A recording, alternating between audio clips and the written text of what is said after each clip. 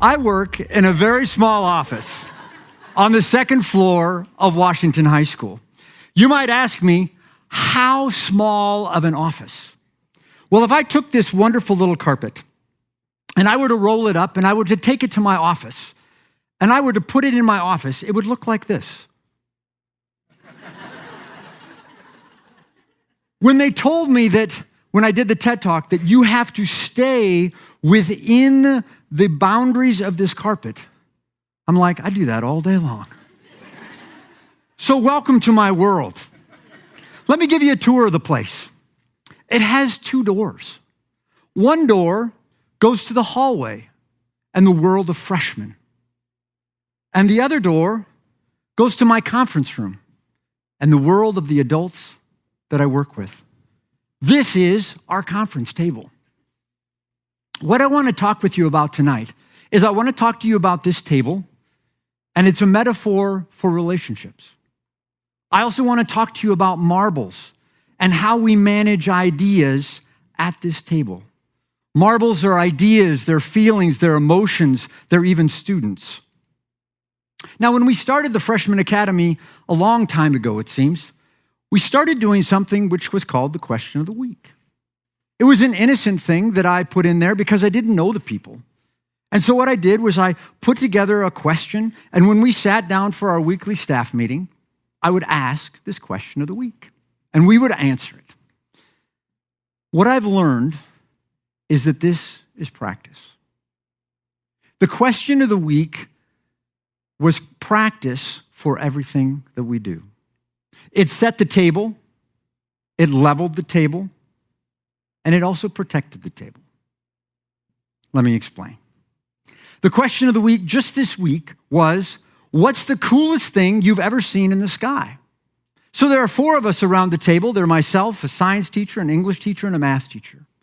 The science teacher went first. She said, I have a relative that is a balloon pilot.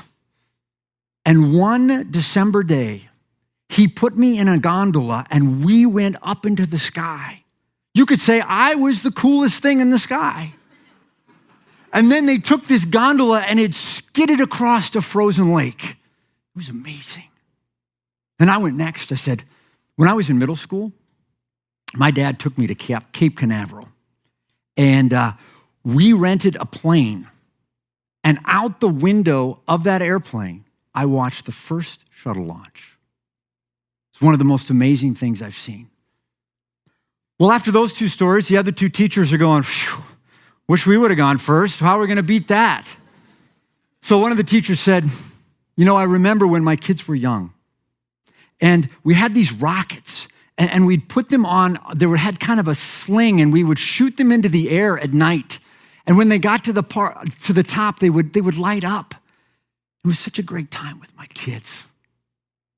It was a cool memory. And the last teacher, she said, well, when I was in high school, we went on a camping trip. And it was at an altitude and the weather was just right that when we looked up into the sky, I've never seen more stars in any time in my life. It was amazing. And that's what it's like around my conference table once a week. Doesn't take but 4 or 5 minutes, and it's practice. To make the table work, there are 3 things that you have to do when you meet with people. Number 1 is you have to set the table. We set the table, and by doing that, what we do is we value the story of each person that's sitting around that table. As we do the question of the week, what we do is we end up putting a marble on the table, an idea, and we all look at it. And we set the table. There's no expectation of judgment. There's no expectation. There's just reception. The second thing we do is we're honest. We tell stories from our past. We put them out on the table. We don't expect those ideas to go anywhere. We don't expect someone to take them. We don't expect anything to happen except to be able to share that. What has happened is that we have learned something about the question of the week.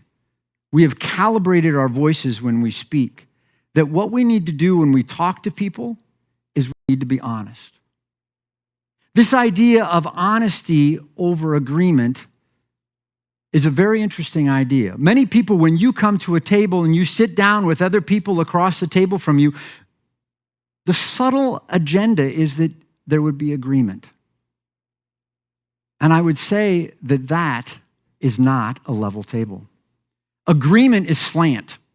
If we decide that we're just going to agree on something, then when I put my idea on the table, it's going to have some kind of slant, and it may not go somewhere that I want.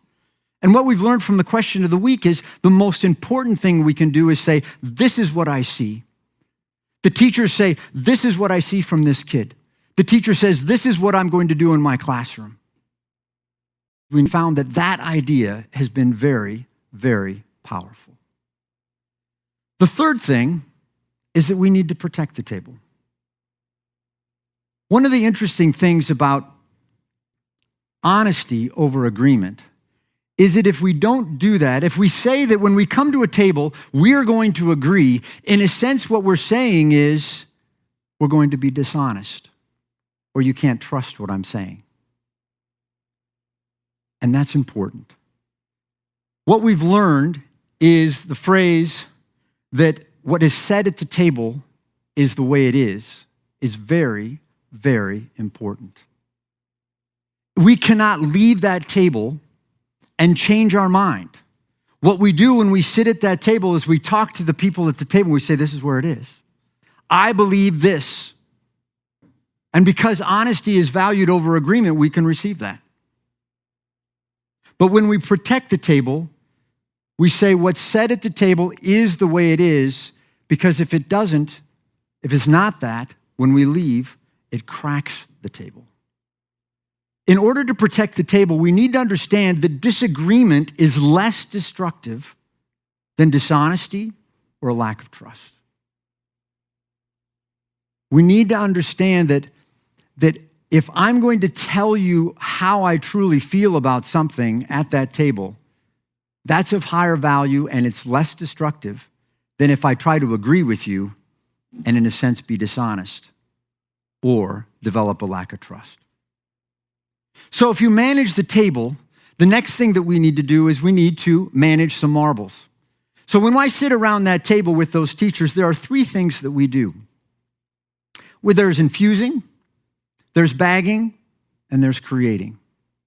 This is a picture of what freshmen look like on the first day of school. We have no idea who they are. It's not actually who they are. This is a representation of our understanding of who they are. And so when they come to us, that's what they look like. What we do once a week is we gather around that table and we dump all 100 marbles on the table. We bring the counselor in and we take each marble and we pick it up and we infuse it with meaning. We say things like, he didn't do very well on his Odyssey test in English. Or we say things like, he seems kind of tired. I wonder what's going on at home. Each time around that table, what is said is infused into the team's understanding of that student, and it becomes powerful. It's not just one person's opinion. It's actually 3 or 4 people's opinion of what is going on in the life of that kid. And we do that every single week. At the end of the year, our hope is that each student looks something like this. We have an understanding of the kid. We have a sense of who they are. And we infuse them with meaning. The second thing that we do is we bag marbles. What I mean by that is it's really for the adults. When we sit at tables, it's very important that you have to limit what you do. We could stand there and look at 100 marbles and say, boy, I hope something goes well. But what I found is if I can give a bag to a team to say, I want 5 marbles in this bag, and these are the kind of marbles that I'm looking at. We go through this process toward the end of third quarter, and we spend 2 weeks on each one of these. I give a small bag to a team of teachers, and I say, I want you to put inside this bag 5 students that are not doing very well, but there is a color of potential in that marble that you can see. And they sit around that table and they pick 5 marbles and they put them in that bag. And that process of thinking about what to put in that bag and who to look at is incredibly powerful. Then the next 2 weeks, we say, I want you to find the kids that are kind of in the middle. Those middle kids that are kind of invisible, that all year long, they've been in our class and they've done exactly what we've asked them to do. And I want you to find 5 kids. I want you to put them in this bag of 5 kids that has a color of potential. That they're invisible, but you can make them visible. And I want you to find them, and I want you to spend the next 2 weeks talking about them and impacting them and changing them. And then the next 2 weeks, we do the Thrive 5. And what this is, these are the kids that have straight A's. And we say, I want you to take this bag, I want you to put 5 kids in this bag that have the color of potential. And I want you to bring them onto our conference room table, and this is what I want you to say to them. I want you to say, what do you got? These are the kids that are straight A kids. And so they sit down at the table, and maybe somebody has never said that their whole life, where they look at them and say, not only are you a great kid, but we want to know what else you got. We want to know what kind of influence you can have. We want to know what you can do. And a lot of those kids, it's never been said to them. We found that taking these bags and allowing them to shape and sculpt how we think about things allows us to be more impactful. The third thing we do is we create. And what I mean by create is that we bring kids on a Friday, and the only kids, what I have the teachers do is I have them put on, in a sense, rose-colored glasses. I said, the only thing I want you to think about on Friday are those things that have gone awesome. Now, what we have is teachers say, well, I think it's awesome that this kid was less irritating this week. And, we got to kind of shape that a little bit and say, I don't think that's what we're looking for. And what I want them to do is I want them to bring the kid onto our conference room table. Well, not on the table, but next to it. And what I want you to do is I want you to talk to them about what happened this week that you see. When those students come into our classroom or into our conference room, they're carrying a marble. And often that marble is blank. They're not sure what's going to happen today. And what happens is 3 teachers speak into that kid's life and infuse a marble that was blank or an opinion of themselves that they didn't quite understand. And from 3 people, they hear things that are transformational. This happened a couple of years ago. A freshman student was walking up our stairs, and she ran into one of our administrators, and she had kind of a look of concern on her face. And the administrator stopped her and said, what's going on? And she said, well, I'm going to the Freshman Academy conference room. And he says, well, why are you going there? I'm not quite sure. And he said, well, I hope it goes well. And so she went into that conference room, and the principal wasn't going very far. He needed to go check in with something down the hall, and he happened to run into her when she was walking back to her classroom. And she said, look. And he's like, how did it go? He said, it went great. He said, the teachers told me that I had influence. That they said that I was a good example to the other students. And the administrator said, it sounds like it was a good meeting. She said, yeah, it really was. She went back to class. Now, that was significant. But there was something else that happened at that conference room table. Those 3 teachers around that table did something honest together. Those 3 teachers carried out their sovereign trust to infuse meaning into the life of a kid, and they did it together. And what that caused that table to do was to solidify. That table became a source almost like a nuclear power plant that fueled everything else that they did.